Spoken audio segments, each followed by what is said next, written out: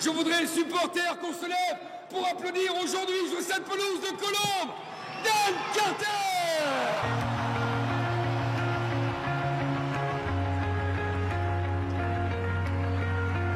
I'm really excited. I had a good week break and a couple of weeks of celebration after the World Cup, but you know, my focus is here, and I just can't wait to put on the famous Ciel Blanc jersey and play for Racing.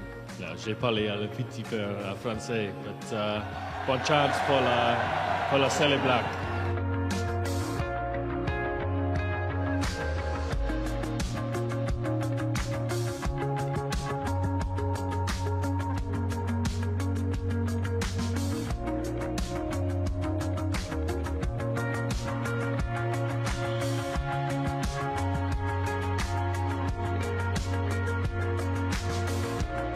Bien sûr, on l'attendait, mais les joueurs se sont bien comportés. On est troisième en championnat de France. On a gagné à l'extérieur en Coupe d'Europe. Donc, je pense que Dan va apporter un plus, mais il ne fera pas tout à lui seul. Il fera avec les autres très bons joueurs qu'on a. Et je crois qu'il en est conscient. Et sa sagesse et son altruisme sont en effet très utiles au club. Malgré tout, il y a un match de rugby quand même aujourd'hui.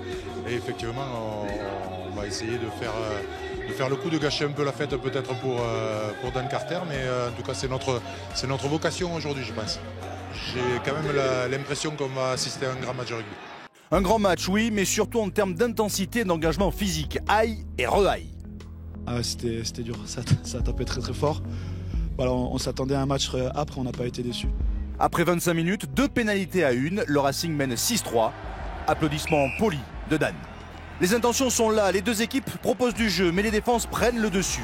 Il faut attendre les toutes dernières minutes de la première période pour voir les Racingmen se montrer menaçants.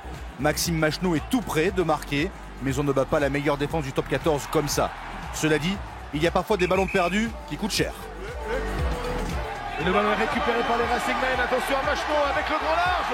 Il va viser le poteau, il va marquer Chavancy.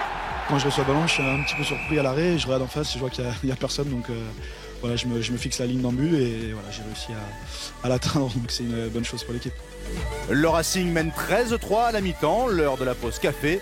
Au retour des vestiaires, c'est au tour des Toulousains de mettre du rythme.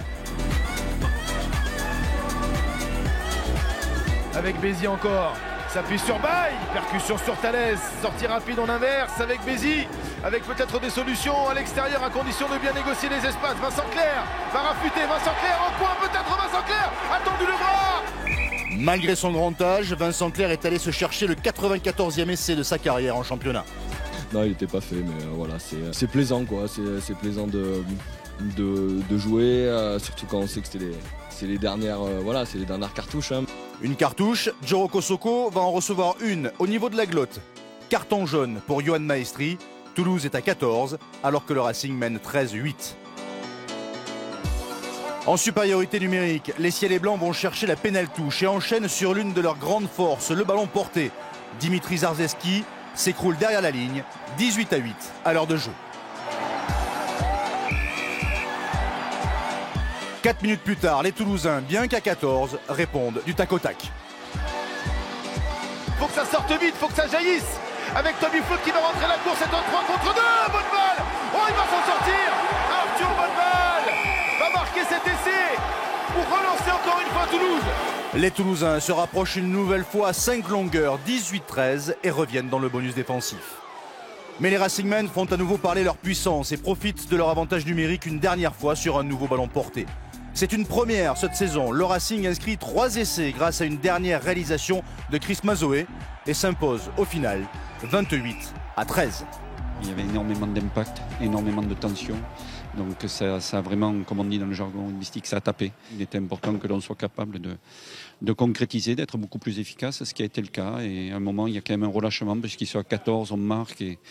Et derrière, on reprend cet essai qui peut nous mettre le doute. Mais on s'aperçoit que le groupe commence à monter en maturité. Le Racing nous marque 3 essais. Et il y a 3 passes dans les 3 essais. Même pas, je ne sais même pas si elles y sont.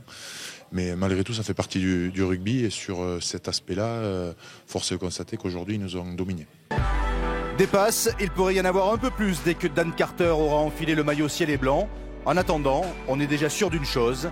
Au lever du coude, il n'est pas loin d'être aussi le meilleur.